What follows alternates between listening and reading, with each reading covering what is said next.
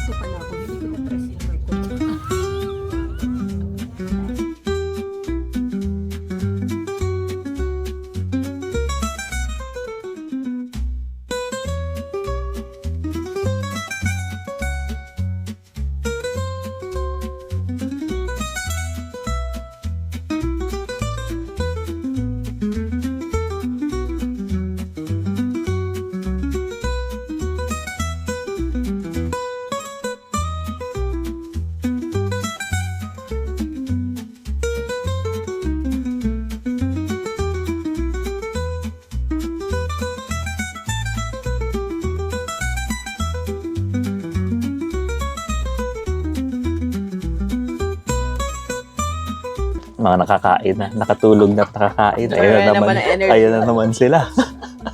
So we're here ngayon, papunta sa Milan, papunta sa Italy. First stop namin Milan. 2.5 hours na ang biyahe namin simula. Sumakay kami, mga pagod. Kaya pagdating, natulog na lang, tsaka natulog at tsaka natulog. Ngayon, nag-stop kami sa isang station. Nagkarga, medyo nagutom. Anong oras na? 9 o'clock. Kaya medyo kain, mga snacks, yung mga bao namin. Tapos, hindi na rin ako agad nakapag-vlog. Ang ginamit ko yung time para mag-record. Mag-edit. So, yan. Mag-edit para may ma-post agad sa channel. Yung temperature daw sa pupuntahan namin nasa 11 hanggang 15 to 20. So, hopefully hindi kami sundan ng ulan. Si Abby naka-sleeveless na. Summer na. Summer. Nakapag-shorts na.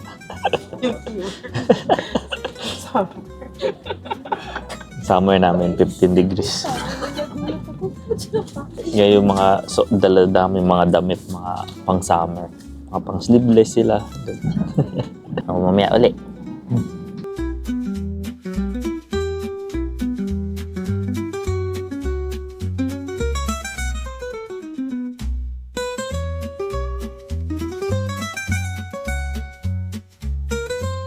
Buongiorno! Dito na kami sa Italy. Well, hindi pa naman center. Milano pa lang. Train station. May transfer kami. 1 hour kami maghihintay dito. Unang plano dapat is magsistay dito ng overnight. Then, kinabukasan, ibang place naman.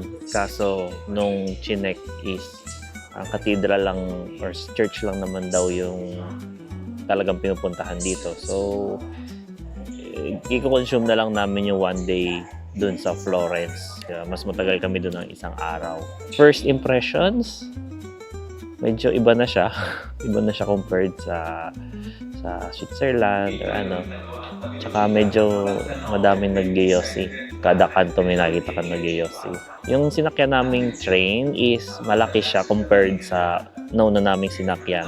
Hindi na kami nahirapan maglagay ng maleta. As in, pagpasok, parang i-roll mo na lang yung maleta, parang ipapark doon sa lalagyan ng maleta. Tsaka malaki yung lalagyan ng mga maleta. Hindi katulad doon sa isa dati. Parang 2 large lang ang kasya, kailangan pabuhatin. So, So, maganda naman yung trend. Tsaka maluwag.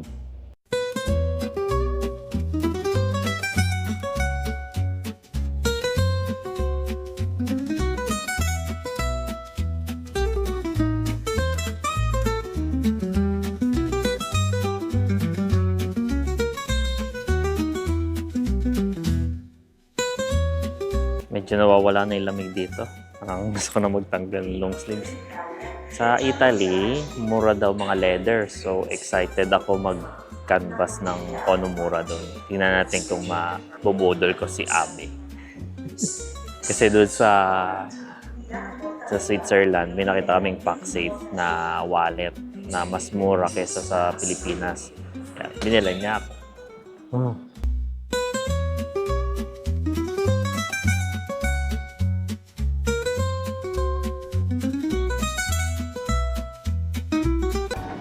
Ayan. Wala na energy. So, yung train na sinakyan namin, medyo maliit. Medyo pahirapan yung paglagay ng maleta. Pero nakarating naman kami. Tapos mamaya may kwento ako.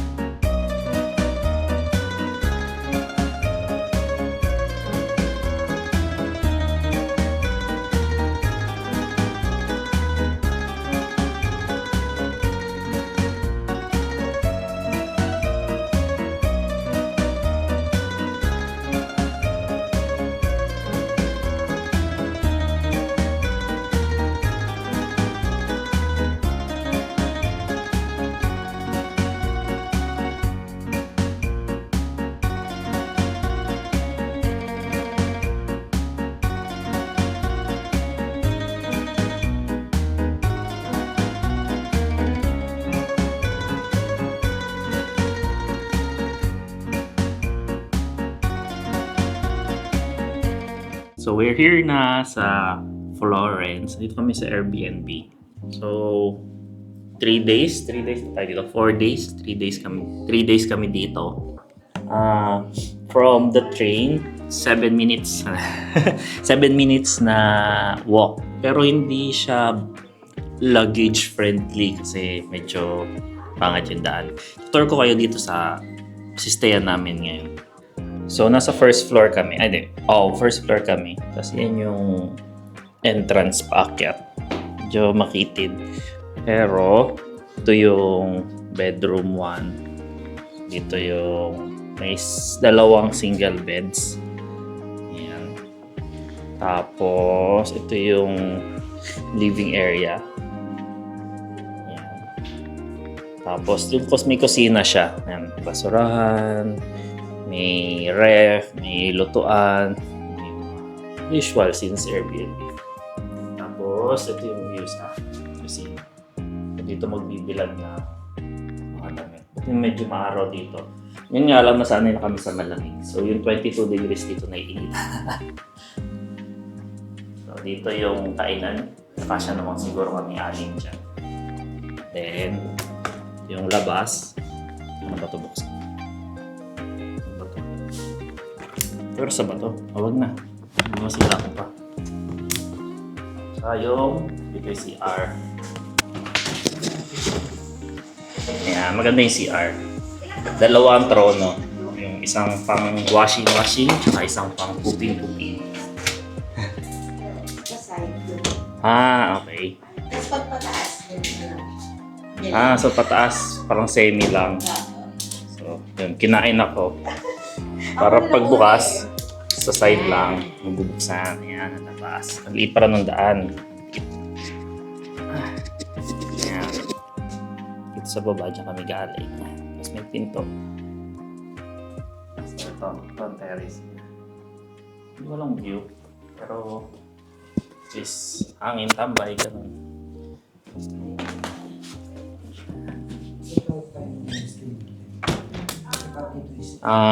Then yung room namin, good for 4. Ayan, kaayos na sila. yung bed, then may double deck. Ito yung double deck. Yun na.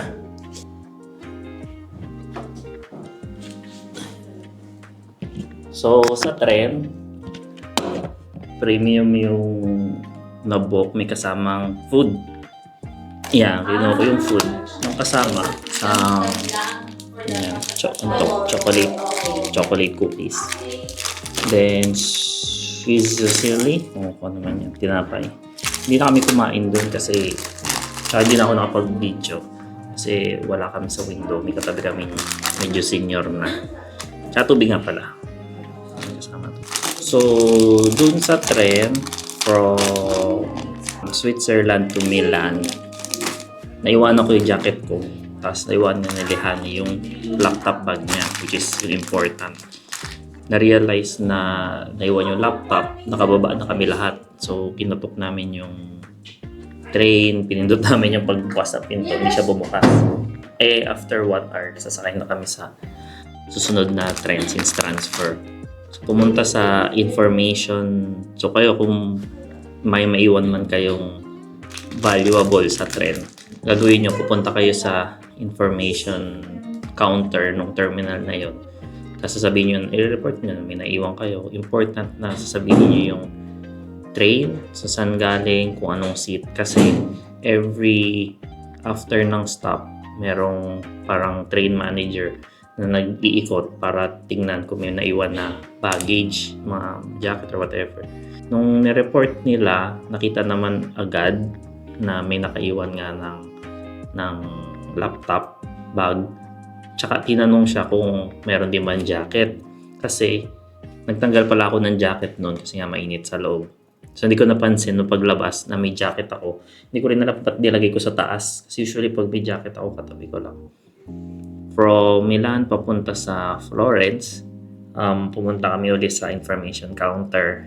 Then, si Lehani, nasabihan naman siya na nakita yung laptop. Then, 2:30 today din, babalik. Mapipick up niya na sa Florence. Pero yung jacket, hindi nasama sa report. Kasi nasa Milan, sinubukan kong i-report. Pero medyo parang 20 minutes na lang, aalis na yung, dadating na yung tren na sasakyan. So, might as well wala ng jacket kaysa maiwanan ako ng tren. Mas mahal yung ticket. Nung parating na kami sa Florence, sinabihan na lang na may binigay sa amin number na tatawagan kasi highly likely yung items na naiwan dun sa bus, meron silang box na parang lost and found na iniiwan sa stasyon. So for example, galing kaming Milan. Sa Milan kami bumaba, tapos yung Milan to next station na bus na yon, tapos nakita nila yung item, iiwan nila yun sa Milan. Tapos kakontakin mo sila, i-describe yung item, kung anong train yung sinakyan mo, kung anong seat number, etc. Then pwede mong i-request na i-drop off yung item mo na yun sa any bus, any train station. So in our case, sa Florence. So although jacket lang naman, pwede ko naman hayaan na sayang, nakakagwapo pa naman yan. So, yung jacket, try siguro tawagan pag sinipag. Then, sinabi naman kasi usually pag mga jacket, nahayaan na lang kasi di ba, abala, nakapalipak. So, if ever, kung sipagin, tawagan, then ipapadrop sa Florence. Since doon din naman yung station na sasakyan namin sa next destination namin, which is Rome. Pahinga muna kami kasi medyo mainit tapos pagod. Then, a tour ata kami or tour din, hanap kami ng kakainan syempre. Then, nag-aayos-ayos din sila ng mga lanchay at lalaban. So, yun na.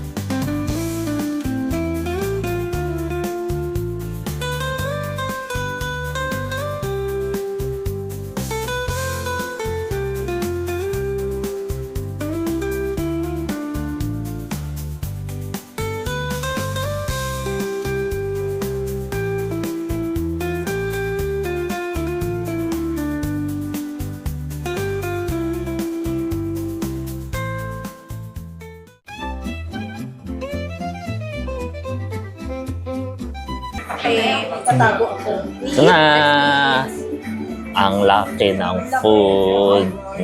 Tricolore. Paano to kainin? Tissue. Bakit? Ito, Kami madami. kumain. Yan, diyan kami kumain ngayon. Lunch.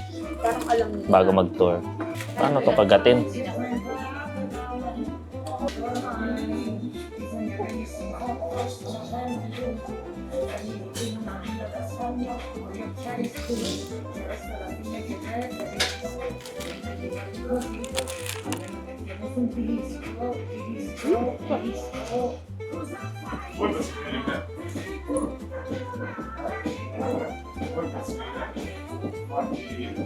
Sarap.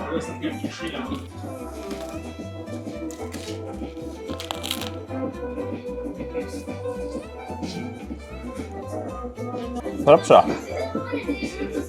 Bigat pa. Ate lang kami ni Abby. Isang order lang kami dalawa. Mas mura dito kasi sa Switzerland. Kaya to 7? 8? Kahit, saan ba to? Ha? Kalahati. 7? 7. 7 euro. Dalawa na kami.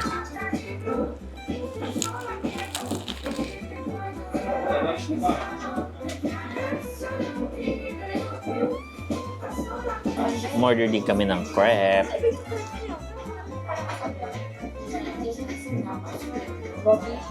Pero Nutella, meron naman ito sa atin. Ang dessert. Ba't ganyan? Ba't parang gamit na? Ah,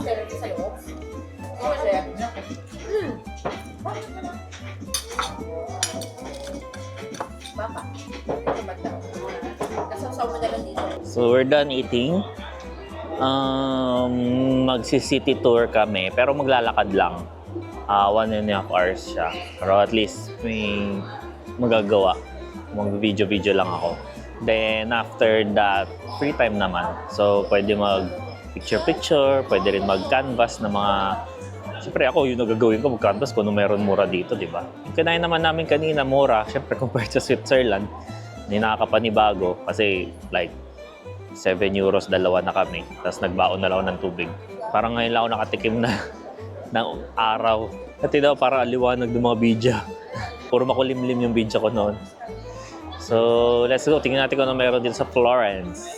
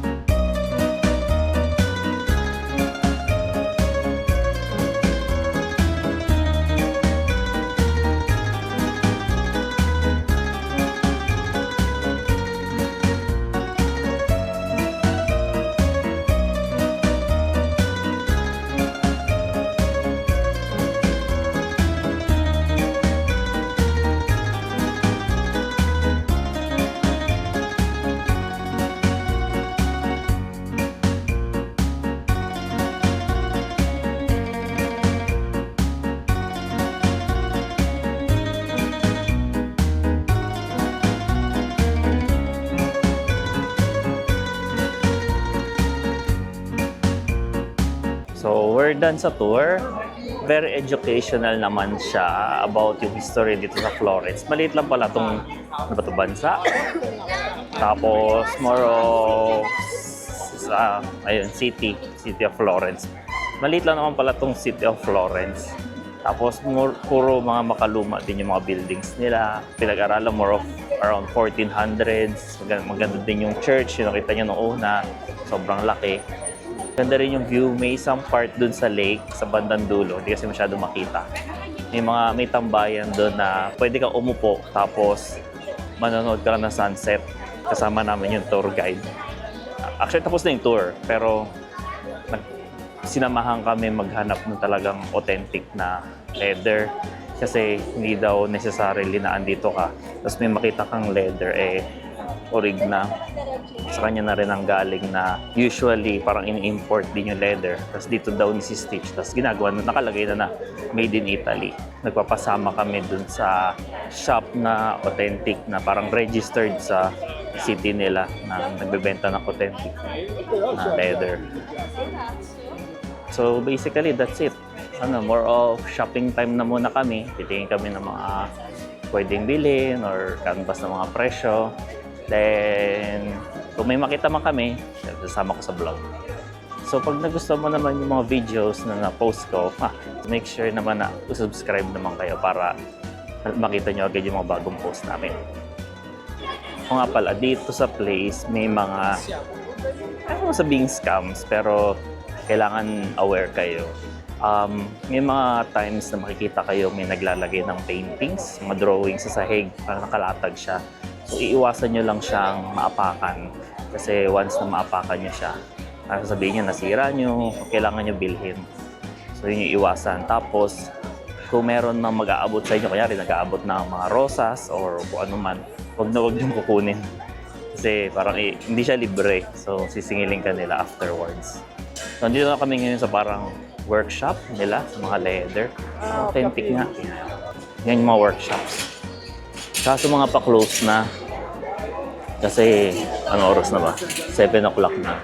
So, ang average time ng close nila, 7 onwards. Hanggang 8. 8 na yung pinaka-latest. So, diretso na kami dito after tour, pero nasarado na. Hindi ko lang sure kung like pag bukas na dadaan ulit kami dito, pero at least alam na namin kung saan. So, ikot-ikot po na ulit.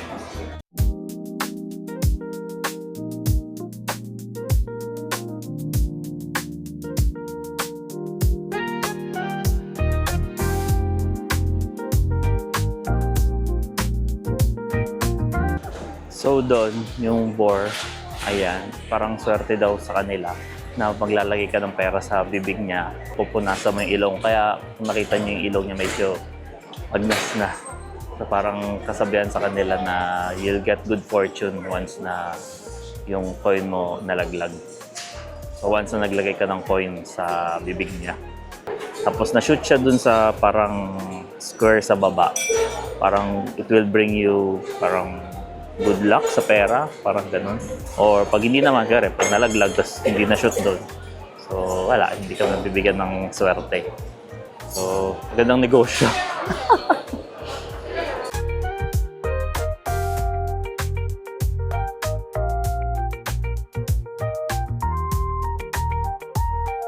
Truffle, favorite ni Abby. Pag kumakain kami sa TJF, laging parang truffle spaghetti yung in-order niya. Mahal. 700 ata isa. Tapos dito nakakita kami ng mga truffle syrup. And meron din ditong mga truffle na parang sauce. Iba-ibang klase. Ayan. Siyempre, free taste. Cheese.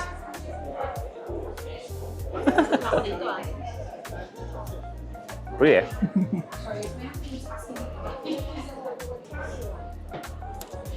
Iba-iba. Di masarap. Just acquired taste siya. Nakatipid ako. Di ba umasa kay Abby? Wala. Kay Nat, no? Hindi niya gusto. Nakatipid ako. Magkano din isang glass nun. Parang ganyan kalaki. Parang 16 euros.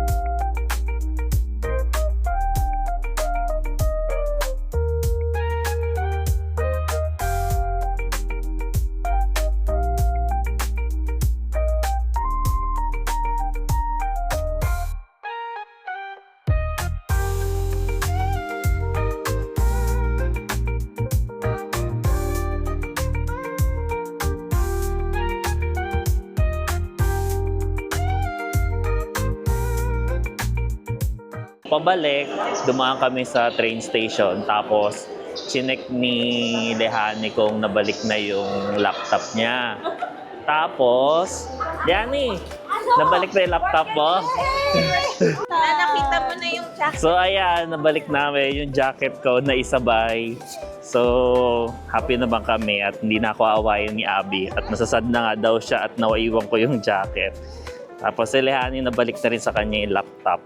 Sa kanya nabalik naman na documents. So, tinapat na lang. Siguro sinabay na rin kasi nga magkasama talaga yung gamit namin. Magkapatong lang siya actually. So, pabalik na kami ngayon sa apartment, sa tuloyan namin. Dadaan muna kami ng supermarket, grocery pa kami bibili na makakain. Tapos, ayun na. Balik na naman sa edit. So, I guess that's it for today. Tomorrow, meron kaming tour na a-attendan. Hindi ko na naman alam syempre kung ano, so surprise. Kaya, subaybayan nyo na lang yun. Sige, good night na.